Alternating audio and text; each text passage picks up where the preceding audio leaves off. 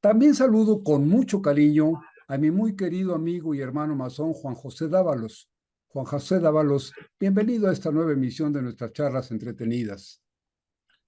Muy buenas noches, mi querido hermano Rafael, aquí estamos. Te agradezco. Tú eres economista de profesión, Juan José. Pues sí, efectivamente, me formé como economista en la UNAM del 82 al 86, en la antigua Escuela Nacional de Economía, Facultad de Economía desde el 75.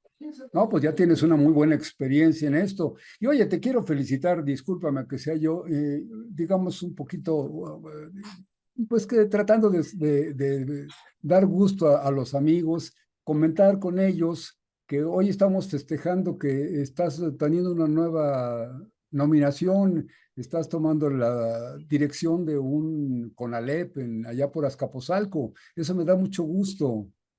Es correcto, me invitaron a dirigir el plantel en México-Canadá, que está allí en el barrio en la colonia de San Pedro Jalpa, en Azcapotzalco.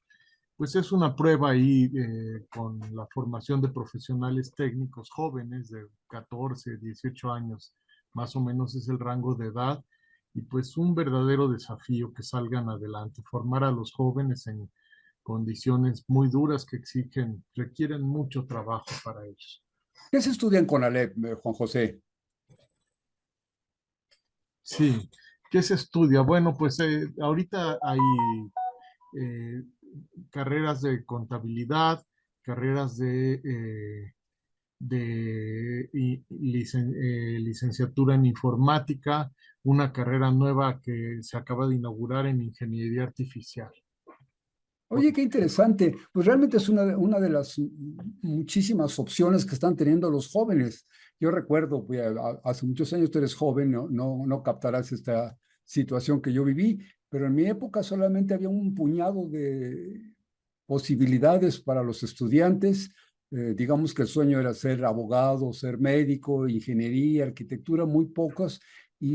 Realmente la explosión que ha habido de posibilidades me parece magnífica porque los jóvenes pues prácticamente encuentran lo que realmente les gusta.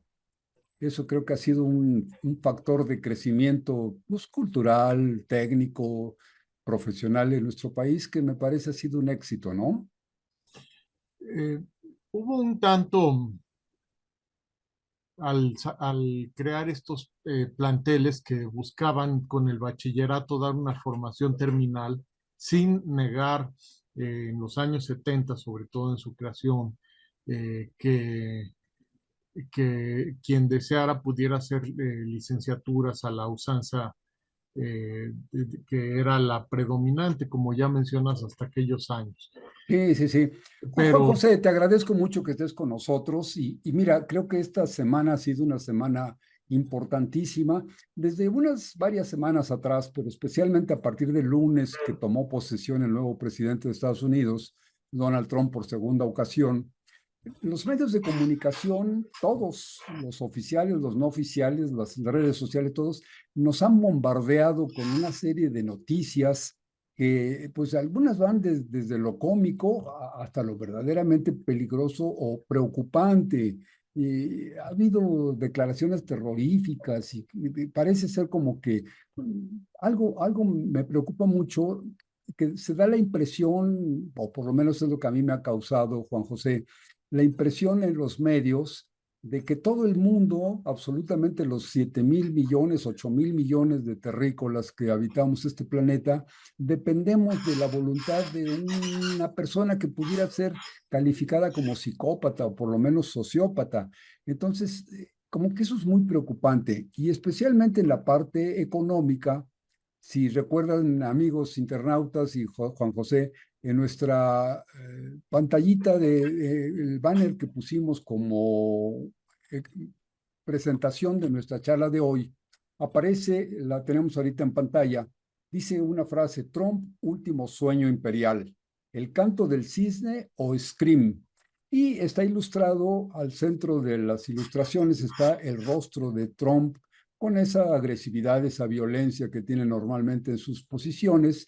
Y del lado izquierdo, o sea, a su derecha, tiene un cisne, recordando esa famosa mito del canto del cisne. El cisne es una ave que generalmente no produce sonidos, pero hay la vieja leyenda, desde los griegos y antes, de que en sus últimos momentos tiene un canto hermoso y finalmente fallece. Entonces, así como que se recuerda si realmente este imperio de Estados Unidos, el emperador que pretende ser Donald Trump, estará haciendo ese canto del cisne, un canto, un grito antes de fallecer. Y al otro lado, en la derecha de nuestra pantalla, está la famosa máscara esa de la película Scream, una saga de 6 películas en las que se llama, como subtítulo de Scream, es Grita antes de morir. Entonces, yo estaría así como pensando, ¿será ilustrativo de la situación actual esta pantalla nuestra o estamos fuera de contexto, Juan José? Y te lo pregunto porque con tu experiencia, con tu especialidad de economía, pues pareciera ser que todo lo que va a ocurrir, que va a incrementar los impuestos, que va a expulsar a migrantes, en fin, como que está moviendo todo el mundo a su antojo, hasta cambiándole el nombre al mar y cosas por el estilo. Tú con tu experiencia, Juan José, ¿cómo nos apoyas? ¿Cómo nos ayudarías a explicar cómo está? ¿Estados Unidos es realmente un imperio económico? Pues, ¿qué podemos entender por imperio y económico? Bueno, hace poco ha estado de moda una película muy interesante denominada Gladiador, de Ridley Scott, un eh, cineasta que anda cerca de los 90 años de edad y que además, curiosamente, una película suya que hizo, él tiene muchas cosas muy buenas, es de los pocos eh, autores directores que son realmente de autor, no películas prefabricadas.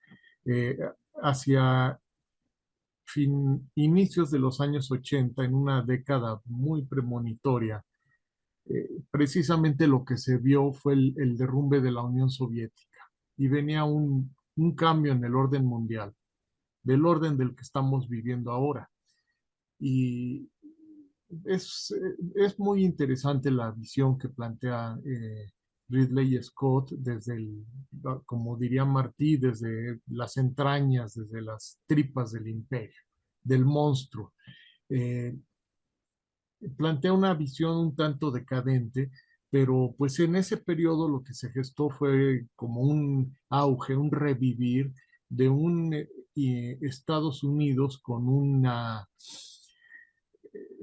serie de derrotas muy grandes que no había presentado casi desde 1929 prácticamente y sobre todo después del fin de la Segunda Guerra Mundial, como fueron en lo económico, una primera gran recesión sincronizada en el año 1973, terrible para los Estados Unidos, como fue en lo político-militar la derrota de Vietnam, además de una rebelión que ya databa de los años, de finales de los años 40, se iba consolidando la independencia de la India, que eso afectó en ese orden imperial global, ¿no?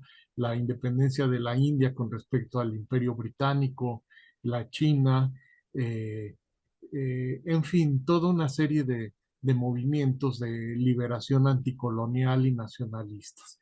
En eso, pues tendríamos que señalar, por ejemplo, la gesta que tuvo un impacto muy fuerte, si se quiere, con una autonomía relativamente circunscrita al poder de un enorme país que ya desde inicios del siglo XX era una gran potencia, que es la Revolución Mexicana.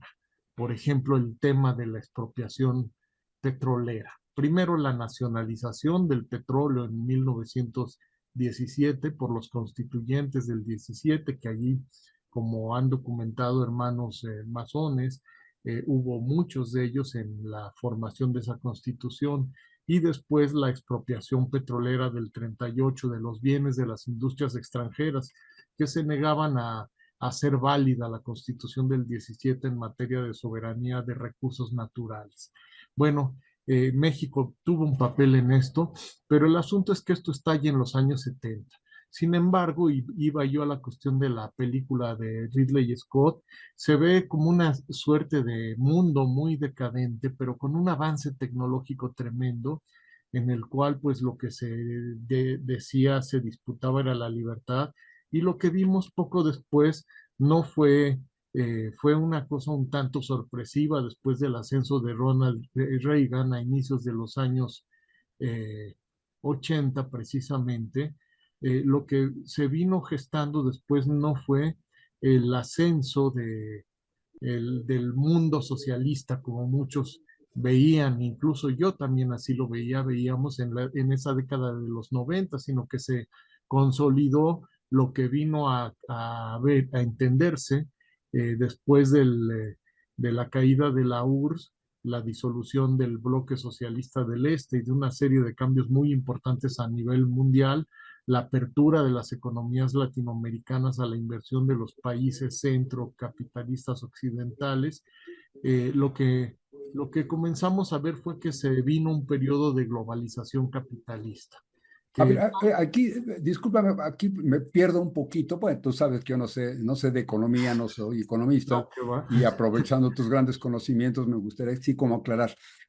Hablabas de, por ejemplo, del 29, Sí, Bretton Woods después en cuarenta y tantos, del término de la Guerra Mundial, etcétera. Pero estas celebraciones, estas situaciones que se produjeron, pues ustedes los economistas las entienden claramente. Pero aquí aclárame, por favor. Antes se utilizaba una cosa que se llamaba patrón oro, es decir, las naciones podrían hacer una cantidad de billetes que fuera equivalente a la cantidad de oro que poseían en su tesoro. Es decir, yo no puedo gastar más de lo que tengo y esto sería una economía sana.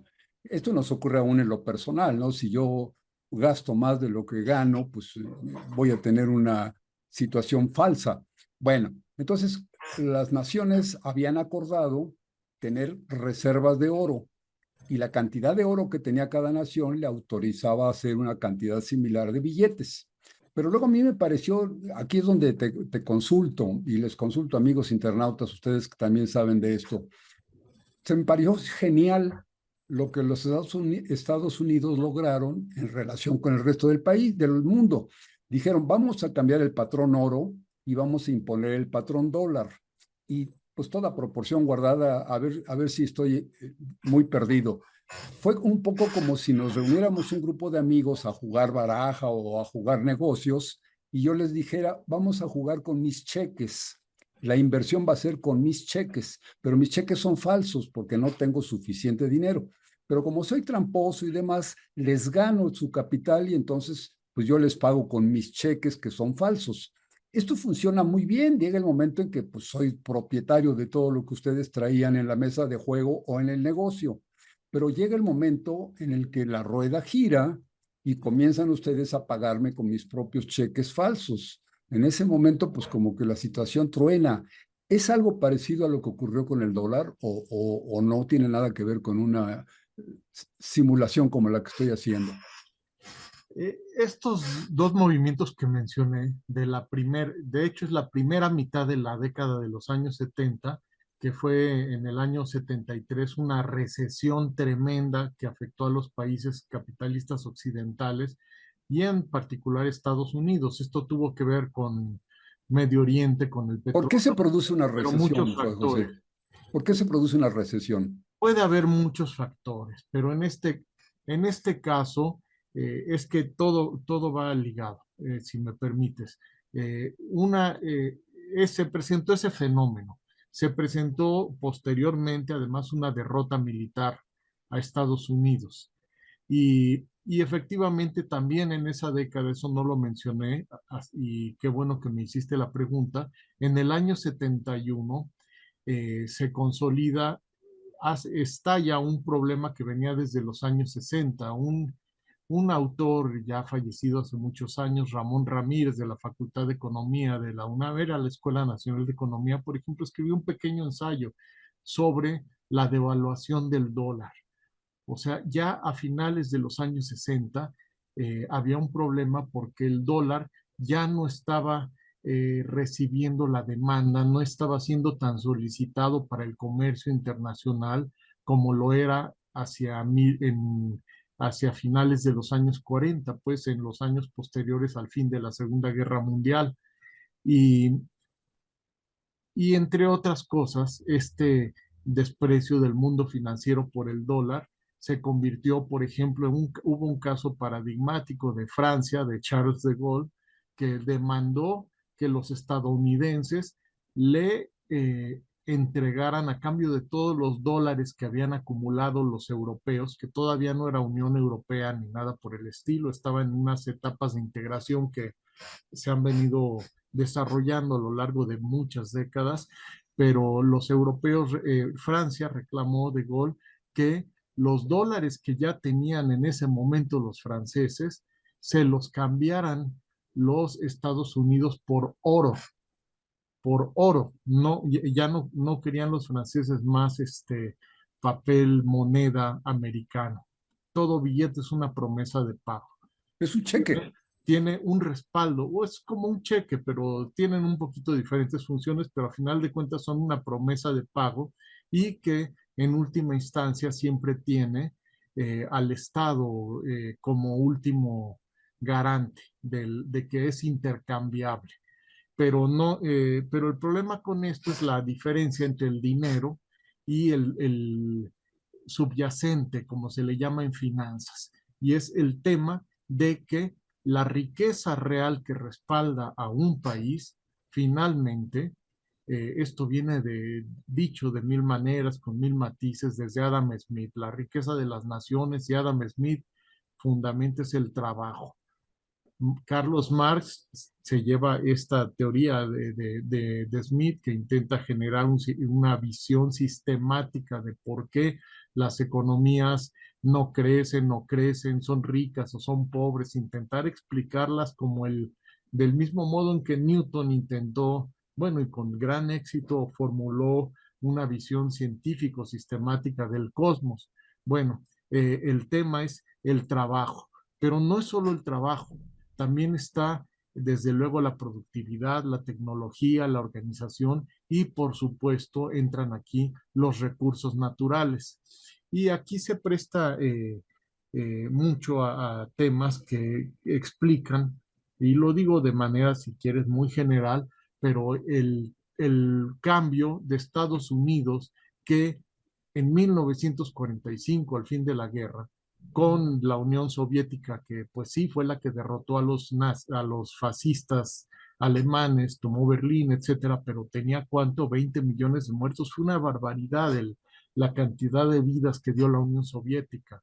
Los Estados Unidos entraron tarde a la guerra, llegaron prácticamente intactos, con su aparato industrial, además terriblemente fortalecido. Y y en el momento en que termina la Segunda Guerra Mundial, recordemos esa escena tan importante de los acuerdos de Yalta, si no mal recuerdo, esa foto donde están sentados eh,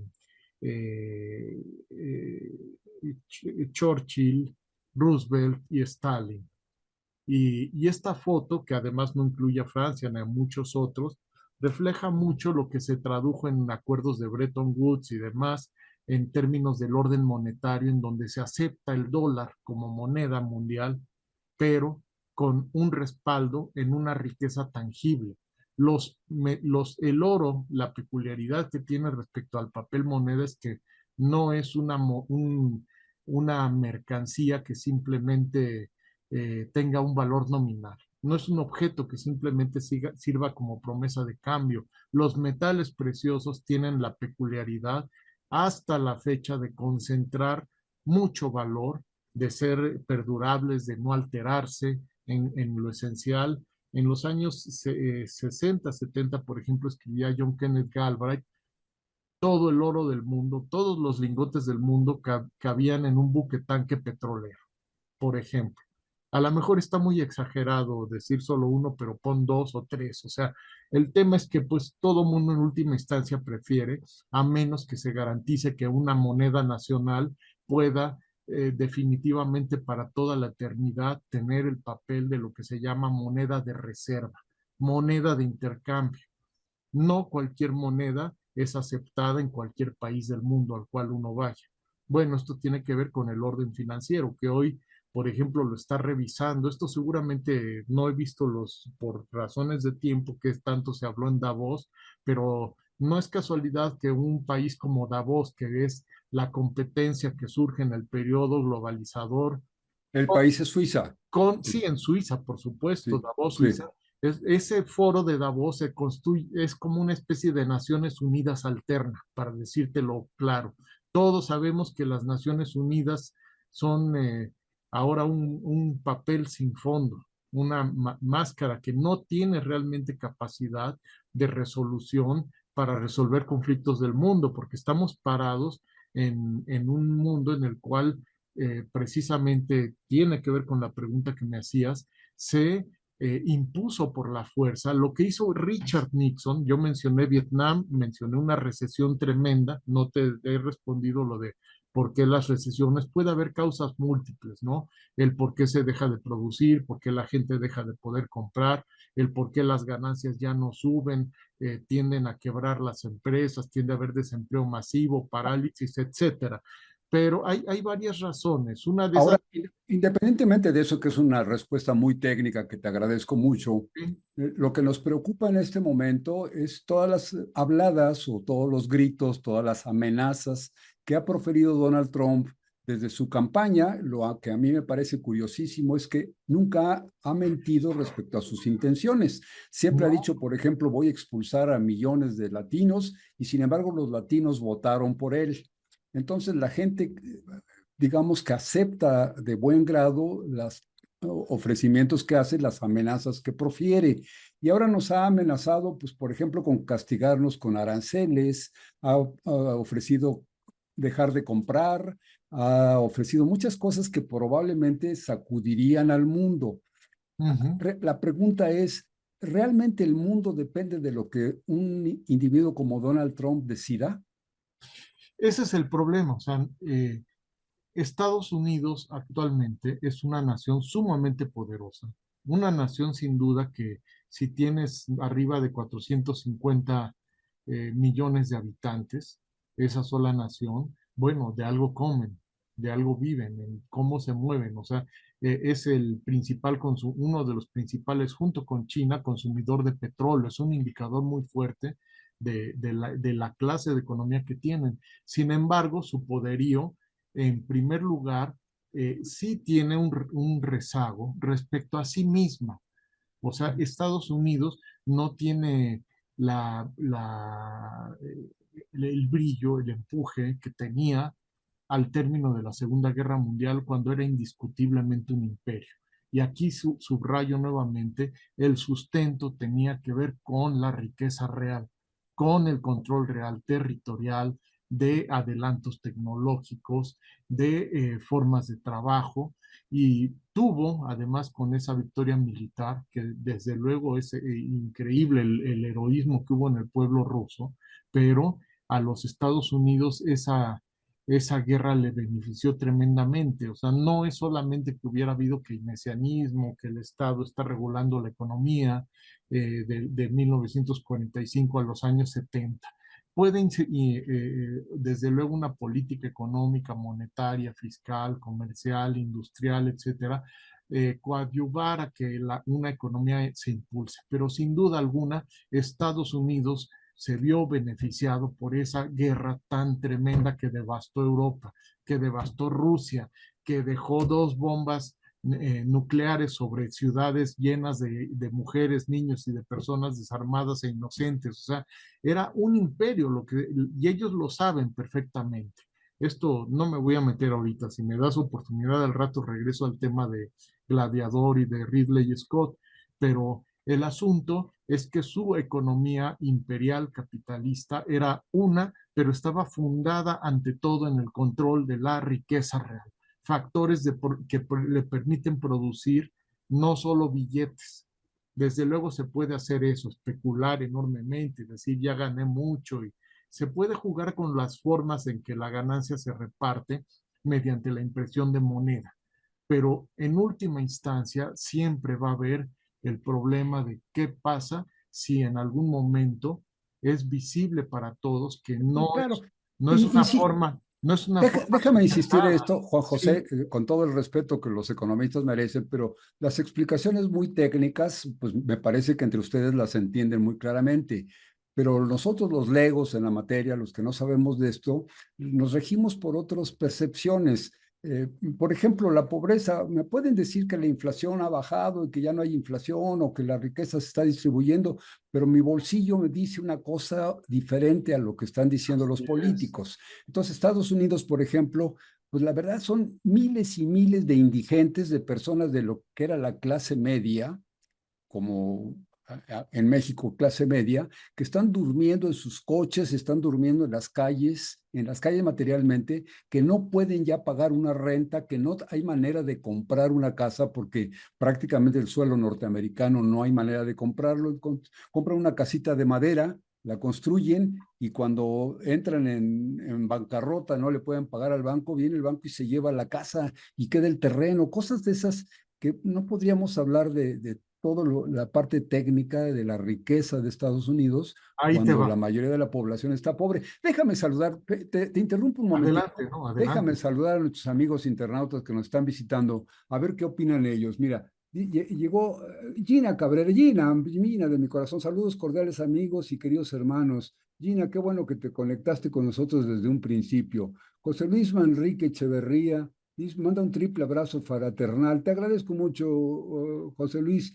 Qué bueno que nos estés dando un abrazo. Diana Morales, hola, buenas noches, saludos fraternos. Diana querida, qué bueno que nos estás saludando. Fíjate que Diana, José Luis y Gina, realmente la pregunta, la razón de invitar a Juan José Dávalos es que él es un economista experto. Y la verdad es que no es posible, en mi opinión, desde luego es una opinión, decía yo, poco fundamentada porque no tengo experiencia en esto.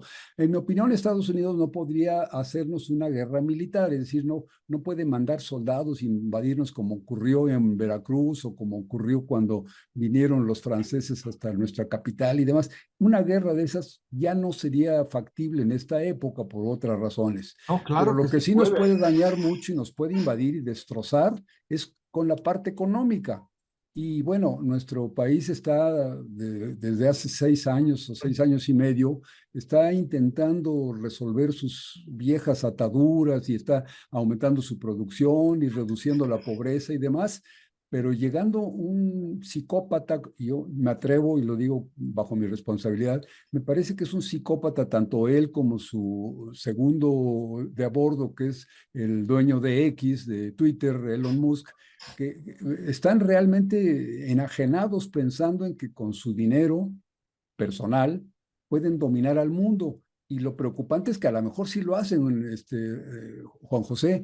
Entonces, si realmente tienen la capacidad, por ejemplo, para dominar con las redes sociales la opinión pública y causar pánico o causar una demanda extraordinaria en algún sentido, obligarnos a consumir sus semillas transgénicas, etcétera, hacer, por ejemplo, que nuestros empresarios pues, cambien su visión del país y entonces intenten dolarizar la economía y demás. Todo eso a mí me preocupa mucho, porque Trump materialmente está diciendo, a partir del lunes que tomo poder, el mundo va a entender que América is great again, o sea que América vuelve a ser grandiosa. Entonces, esto que nos estabas platicando de la Segunda Guerra Mundial, cuando fue todo un portento en la economía mundial que logró destruir a la URSS por medio de políticas económicas, entonces podría volver a ocurrir en el 2025 en adelante. Mi querido Rafael, claro que son increíblemente agresivos. Por eso citaba yo la película de Gladiador, que la tarea que me dejó esa película de Ridley Scott fue leer Meditaciones de Marco Aurelio. Marco Aurelio estaba viendo un imperio en decadencia y lo que él quería era transformarlo en una república. Incluso se deja ver ahí la liberación de los esclavos, establecer la igualdad humana. Y aquí quiero señalar una cosa, eh, tal vez muy influenciados por la lucha. Eric Hobsbawm, en su libro, por ejemplo, Historia del siglo XX, dice, el siglo XX fue el conflicto entre capitalismo y socialismo. De 1917, él destaca, de la Revolución de Octubre rusa, soviética, hasta la caída de la URSS.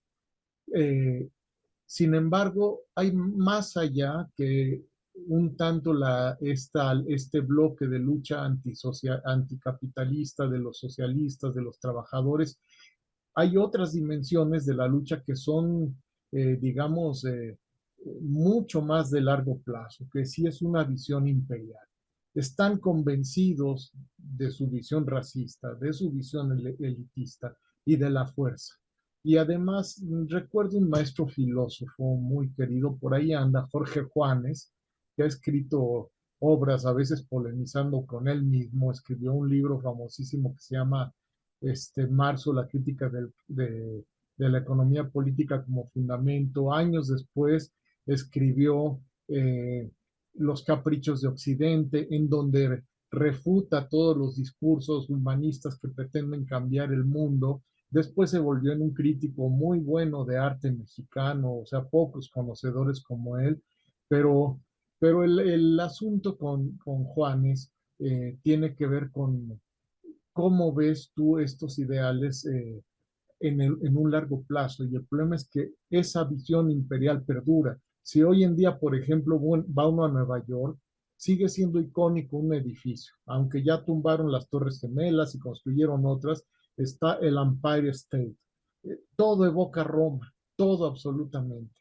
Y hay que recordar, por ejemplo, el Imperio Romano que iba desde Gibraltar, todo el norte de África, hasta Turquía, hasta parte de, pues prácticamente al Caspio, después llegaba, no alcanzó a dominar a los pueblos germanos y en particular al norte de Inglaterra. Para los ingleses y en particular para los escoceses, que siempre se distinguieron por su salvajismo, por ejemplo, el muro adriático que cruza horizontalmente, parte a la mitad del Reino Unido. No pudo el Imperio Romano llegar hasta allá.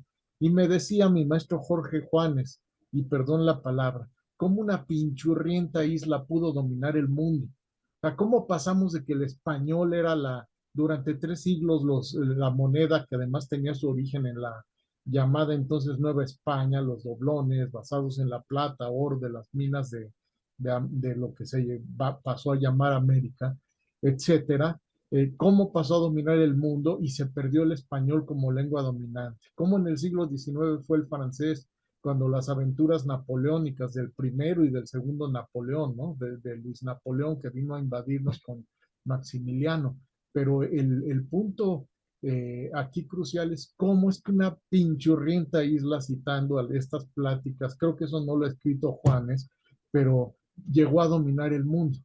Y aquí hay varios secretos en donde sí está el avance de una visión sumamente pragmática, pero científica a su modo, de ellos, junto con el avance científico-tecnológico, sus fuerzas en la navegación y sobre todo el belicismo. Eso sí le reconozco a los estadounidenses. Traen los WASP, esa oligarquía blanca, que está mezclada ahora con cierta capa del pueblo israelí, que se presenta, bueno, todo el genocidio que están haciendo en Palestina, etcétera, lo que tiene es una visión imperial, una visión de destino manifiesto que no se han quitado y que están reavivando como nunca. Pero eso sí, más allá de su ferocidad, de su carácter y que sí son capaces de jugársela, ya lo han hecho y son expertos en estas cuestiones.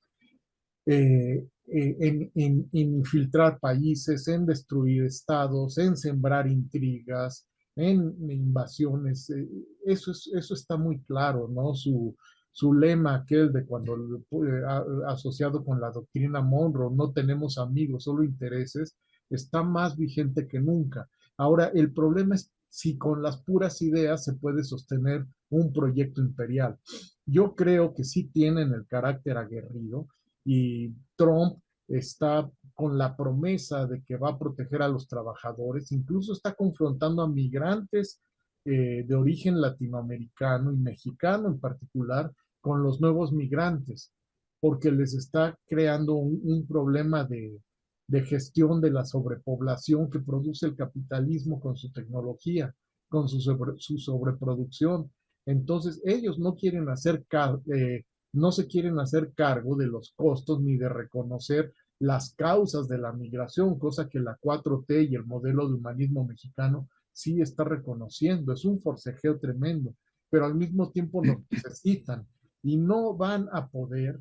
Ese es el tema. Han crecido mucho de la población que tenían en 1945 a la fecha, de la tecnología que tenían a la fecha. Por ejemplo, gestaron una nueva revolución científico-tecnológica a mediados de fines de los 60, inicios de los 70, la biotecnología, la genética, etcétera, de un lado, y del otro lado la microelectrónica.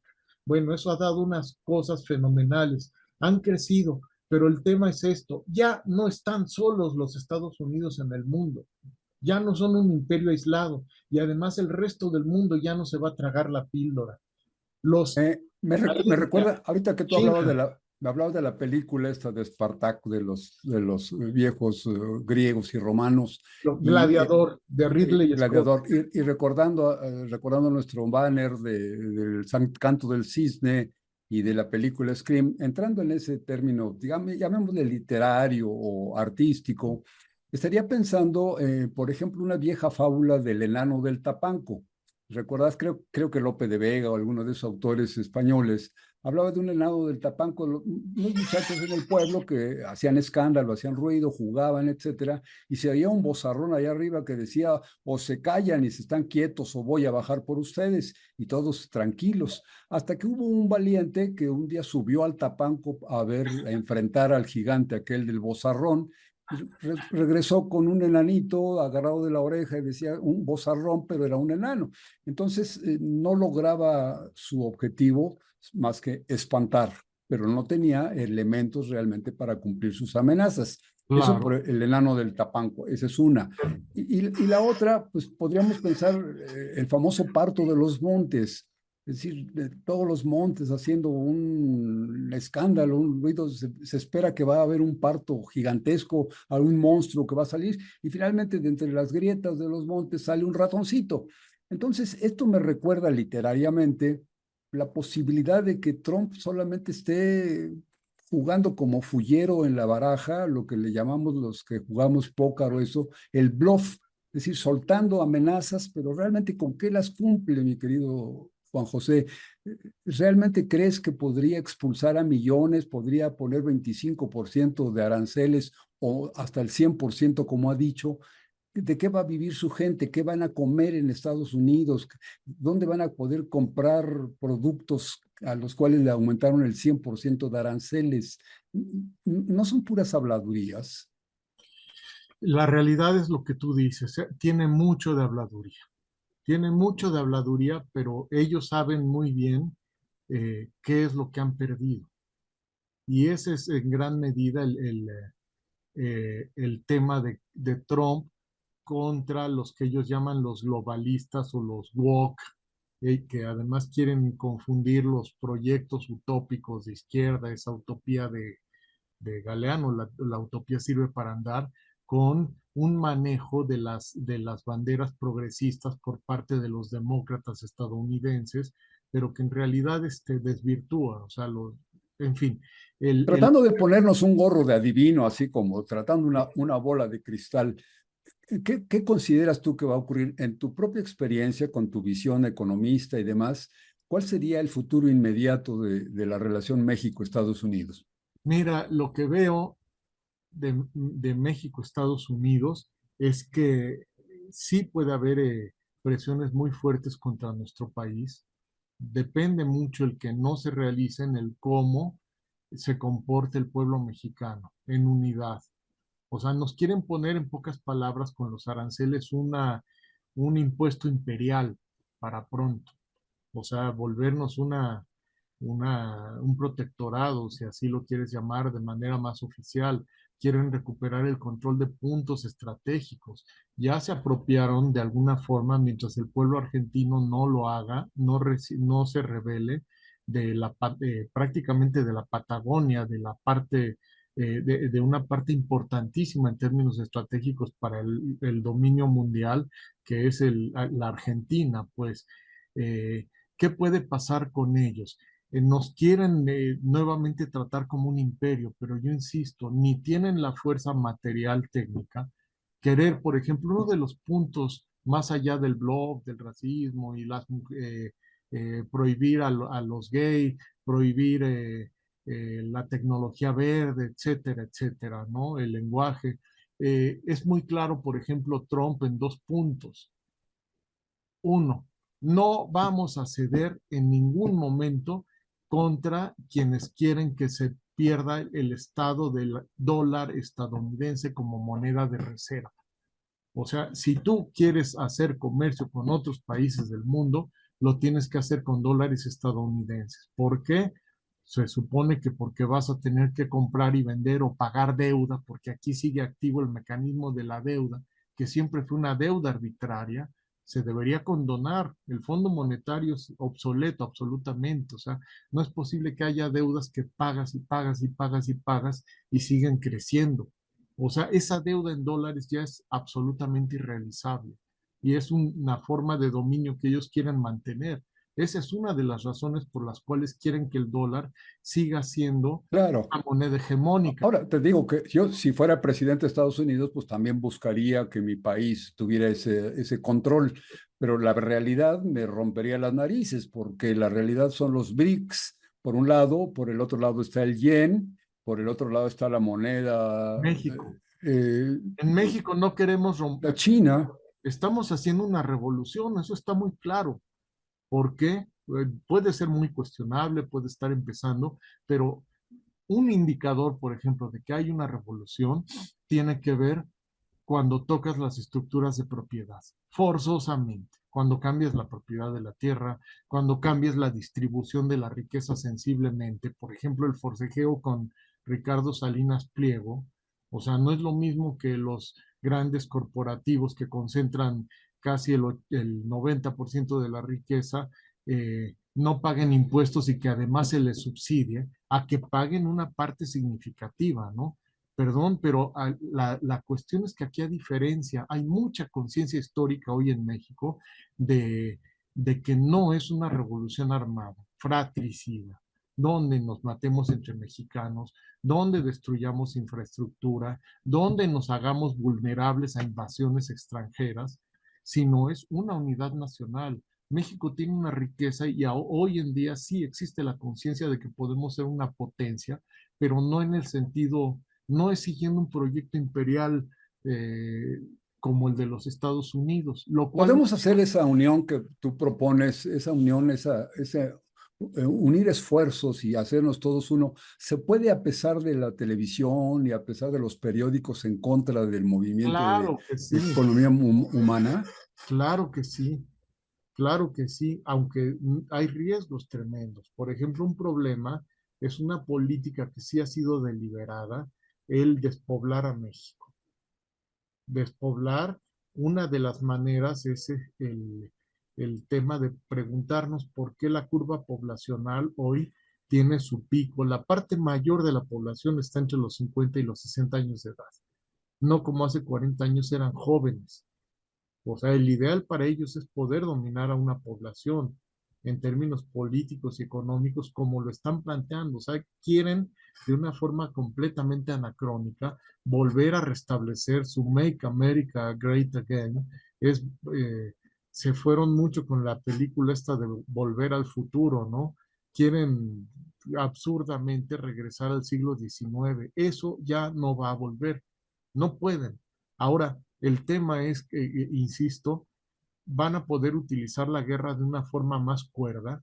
Ellos tienen muy claro, tanto demócratas como republicanos, tanto los que iban por Kamala Harris como los que fueron por Trump, que hay que controlar imponer de una u otra manera, destruyendo a los adversarios, debilitarlos, etcétera, la fortaleza de tu moneda. Compra, pero cómprame a mí. Una. Claro. La Oye, segunda, la José, energía, Juan José, fíjate, el deja- control del patrón energético. Eso no me has permitido terminar, Rafael. Quieren controlar nuevamente. La energía está en el sí, corazón de la edad moderna, de las sociedades industriales.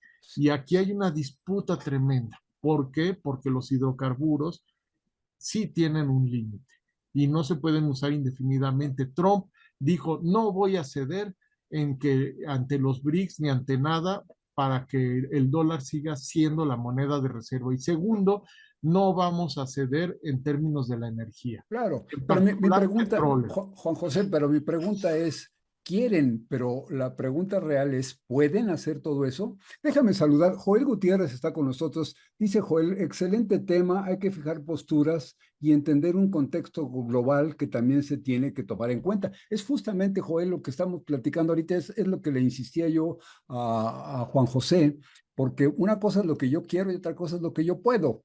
Y en el caso de Trump, pues, de que quiere volver a ser un imperio, sí, por eso a lo mejor es el canto del cisne. Está creyendo que puede cantar y gritar a sus antojos, pero pues la verdad es que no necesariamente puede. Dice, hay muchos frentes que ataca al mismo tiempo y las implicaciones económicas para sus propios connacionales, y estoy seguro que va a preferir a sus grandes cúpulas que a sus propios trabajadores. Es un poco lo que hablaba ahorita a Juan José, refiriéndose a que pues la teoría de Marx de que la riqueza realmente la produce el trabajo, no el capital. Irán Hernández, saludos, saludos también para ti, muchas gracias por acompañarnos, Irán. Diana dice, verdadera enseñanza, Dianita Morales, verdadera enseñanza de la moral de Maquiavelo consiste en que la política, sin la guía de la ciencia, sin las normas de la moral, es solo egoísmo, ambición, codicia, crueldad, terror. Sí, tienes toda la razón, Diana. Efectivamente, hablaste de una cosa importantísima que es la ética, la moral, lo que decía Juan José hace rato, la economía humanista, ¿no? El humanismo mexicano. Leo Ember Garibay, saludos, queridos hermanos. Leo Ember, qué bueno que estás por aquí saludándonos. Ojalá que este tema te resulte interesante. Alberto Delgado dice, el movimiento trumpista trata de ser un imperio. Saludos, queridos hermanos. Pues no trata, mi querido Alberto Delgado, desde mi opinión y lo que estaba platicando ahorita con lo que he logrado sacar en conclusión de las pláticas de Juan José, es que es un imperio. Lo ha sido desde el siglo pasado o quizá desde antes, pero ha sido un imperio demoledor, terrible, absolutamente autoritario, invasor, todo lo que tiene de malo un imperio. Pero la pregunta que estoy haciendo es, ¿tendrá capacidad para continuar siendo el imperio? Es decir, el gobierno mexicano, los mexicanos como pueblo, debemos estar muy preocupados porque Trump tomó el poder eh, con todo su avasallamiento económico, o debemos entender que está dando las últimas patadas de ahogado, es el canto del cisne, está cantando antes de morir, o por eso la película eh, de Beasley de decir grita antes de morir. ¿Cómo la ves, Juan José?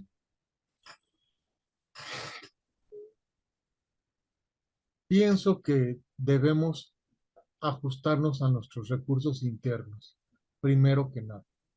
Segundo, no van a poder sin trabajadores. Aunque existan industrias de tecnología muy avanzada que ocupan pocos trabajadores, siguen necesitando desde cosas tan sencillas que una ideología neoconservadora en economía nos ha llevado a despreciar. Vaya, el polvo, por ejemplo. En cualquier fábrica, el principal enemigo de todo es el polvo. Se mete, destruye, corroe. Bueno, hasta un trabajador de limpieza. Cosas tan sencillas como esas. Pero además se requieren trabajadores calificados en distintos ramos. Forzosamente necesita el trabajo. 99% de la población del mundo son lo que Marx decía en términos clásicos proletarios. Tener una pequeña casa de Infonavit, un pequeño ahorro, un título universitario, no te hace menos dependiente de quienes realmente poseen el territorio mundial, Por ejemplo, el gran problema que vemos hoy en todas las ciudades del mundo es la llamada gentrificación. Están siendo desplazados, obligados a migrar los habitantes. Vaya uno a ver los centros históricos, por ejemplo, de San Miguel de Allende, de Mérida, de las colonias céntricas históricas de la Ciudad de México. O sea, es una verdadera ofensiva. El problema de que se está peleando de reestructurar al Fobiste, eh, la vivienda de los trabajadores, viene de la mano con el problema del capital inmobiliario, del famoso cártel inmobiliario que se llamó, que está comprando, de que apropiándose de Benito Juárez, destruyendo. Bueno, y detrás de todo esto, ¿quién está? Está los que especulan en una moneda, que preferentemente BlackRock y empresas financieras mundiales, y nuevamente esto tiene que ver con Davos, etcétera, quieren fincar en dónde está, sin que sea absolutamente seguro, más seguro invertir tu capital si no es adueñándote de la tierra además donde hay agua, donde hay minerales estratégicos, donde hay petróleo, donde hay litio, etcétera, pero además donde es habitable y se puede posar el capital y hay trabajo domesticable y mal pagado además. Sigue habiendo una diferencia tremenda. En realidad te voy a decir, por ejemplo, Rafael, eh, sabemos que para regresar a un salario mínimo real como el de los años 70 de poder adquisitivo, el salario, qué bueno que ya creció 150% en el sexenio pasado, pero el salario tendría que crecer 16 veces, o sea, 1500% es lo que estoy diciendo. Pero bueno, con todo y todo, fíjate en este problema, mi querido maestro. Está el asunto de que lo que realmente Trump está haciendo es negociando. No es cierto que van a expulsar a todos los trabajadores. Lo que están haciendo es sumir en una ilegalidad y precariedad cada vez mayor a los trabajadores inmigrantes, de manera que no existan derechos para los trabajadores de fuera. Esos son esclavos, perdóname, pero eso es esclavitud. O sea, lo que están negociando en realidad es forcejeando para no elevar las condiciones de vida de los trabajadores de Estados Unidos. ¿Quién va a Claro, pagar el plato claro. del rezago tecnológico, de la desinversión en universidades públicas, del agotamiento del petróleo? Porque el petróleo convencional para Estados Unidos ya se está acabando y están viendo a qué, al fracking. O sea, van a destruir su naturaleza, sus mantos de agua. Es terriblemente peligroso el fracking. La solar Claro. no les va a dar para esto. Mi querido Juan José, se me está acabando el tiempo. Normalmente tenemos Barbaridad. previsto una hora para charlas entretenidas y el tema es tan interesante, tan amplio, es apasionante platicar con una persona con la preparación como tú. Entonces, nos quedan muchas preguntas por hacer. Ojalá que pudiéramos continuar esta charla para ampliarla y coordinar un poquito mejor, darle una vertebración más clara a esto. Pero entonces, ¿cómo redondearías? En tu opinión, entonces, no hay mucho de qué preocuparnos porque, pues, las habladas es como, insisto yo en el juego de póker, pues hay el bluff aparente, yo voy con más y voy con más, como para que los demás jugadores crean que tengo un gran juego, pero en el fondo tengo un par de piezas y no voy a poder ganar nada, ¿no? Entonces, no hay un poco de eso en el juego político, económico de los Estados Unidos, especialmente con Trump. Sí lo hay, estoy de acuerdo contigo. Está lo que planteaste, la imagen de esta película, la imagen, obviamente el grito de Munch. eh, eh, sí, sí lo hay bluff efectivamente, pero ese bluff dentro de la parte de la agresividad, de la testosterona, de llamar al pueblo a que sea grande, en realidad lo que están haciendo es un grito de desesperación. No es solo de fuerza, sino es un grito de desesperación en donde quieren convocar a que Estados Unidos sea un pueblo que respalde un proyecto imperial que ya no es viable en el siglo XXI. Lo que, Un último texto que me gustaría mencionaste, por ejemplo, Adam Smith, y mencionaste libros clásicos de la economía que son importantísimos y que todos deberíamos de leer por lo menos una vez en la vida. Pero hay una encíclica del Papa Bergoglio, de Francisco, que se llama Laudato Si, Y me parece que esa encíclica deberíamos de leerlo todos porque nos da una descripción muy clara de lo que debiera de ser el mundo.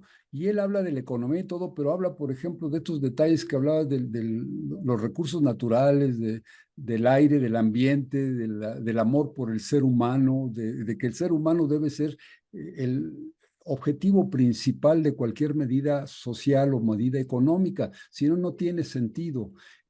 Ayúdame a terminar esta charlas entretenidas, mi querido Juan José, y esta es tu casa. Ojalá que en próximas ocasiones tengamos un poquito más tiempo para vertebrar nuestra charla y que le demos más tiempo a nuestros amigos internautas.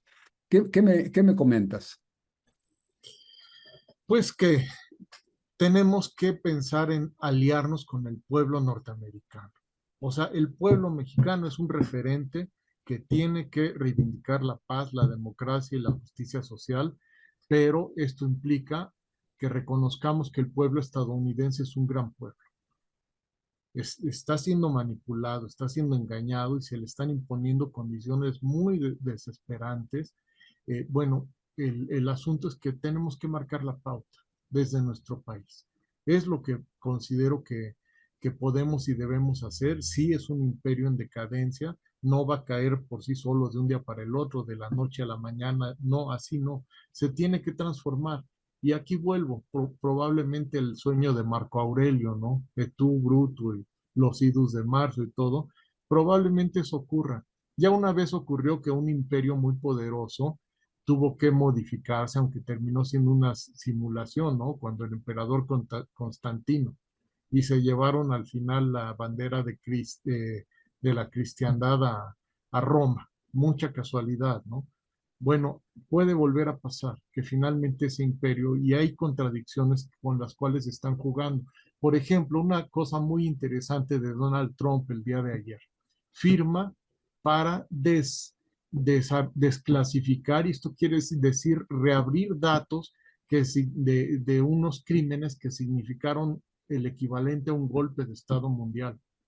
Los asesinatos Martin Luther King y Juan Kennedy. y John F. Kennedy, ¿sí? Y si es valiente Trump, si de verdad quiere entrarle y no se queda en la promesa falsa que hizo, por ejemplo, Obama de investigar qué pasó con las Torres Gemelas, su comisión de la verdad fue una de las cosas que lo llevó al poder y no cumplió nada, cuando muchos creemos que fue un inside job, lo que realmente ocurrió, un autogolpe de Estado. Bueno, en esta ocasión el tema de desclasificar lo que pasó, John F. Kennedy asesinado en Texas, el tema de Martin Luther King, que es uno de los más grandes hombres, hermano masón, desde luego, ¿no? Uno de los más grandes masones que ha dado la humanidad. Si nos vamos, no creo que a él le interese abrir el de Malcolm X, ¿no? Es una ex muy diferente a la de Twitter, ¿no?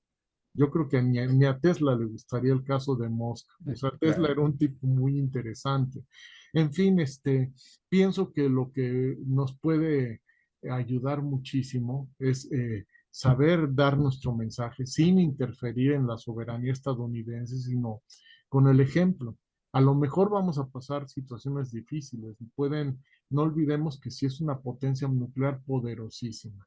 Sí existe esa posibilidad, que desaparezca la vida en el planeta.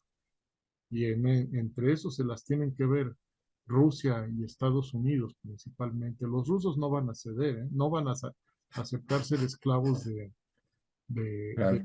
de ningún estadounidense. Juan José, te agradezco mucho la plática, me ha parecido fascinante. Tengo muchos temas, muchas preguntas que hacerte, pero bueno, me dejas muy tranquilo pensando de que todo lo que está haciendo este señor es un hablador que, como todo fullero, pues está tratando de imponer su opinión sin que se razone. Pero decías tú que el pueblo norteamericano es un pueblo grandioso. Quedo con la frase esa de que los pueblos tienen el gobierno que se merecen. Entonces, ojalá que esto nos haga reflexionar a todos. Juan José, te mando un abrazo con mucho cariño, te agradezco tu presencia en charlas entretenidas y Muchas gracias. te invito muy fraternalmente para que continúes con esta exposición, que nos orientes un poquito sobre un tema tan difícil de entender, a mi parecer, que es la economía mundial. Muchas gracias por este diálogo. Yo también he aprendido mucho de los comentarios del público y tuyos, Rafael, mi Te querido. mando un abrazo, Juan José, que tengas la mejor Pues, de las semanas y seguimos pendientes porque tenemos pues todo un foro masónico en el que estamos preparando y discutiendo claro. asuntos importantes en el que hemos demostrado la solidaridad que tenemos con el gobierno de la presidenta Claudia Sheinbaum, sobre todo en esta situación riesgosa que se viene incómoda con el gobierno norteamericano. Te mando un abrazo, que tengas la mejor de las semanas.